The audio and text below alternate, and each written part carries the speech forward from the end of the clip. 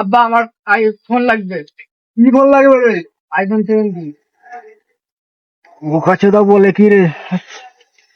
আচ্ছা আমি দেখছি। আমার বন্ধুদের কাছে ফোন আছে, আমি জানি। वरना तेरे को डर नहीं लगता। এ বাবা, বললাম তো দেখছি, তুই যা করে যা, আমি দেখছি না হলে।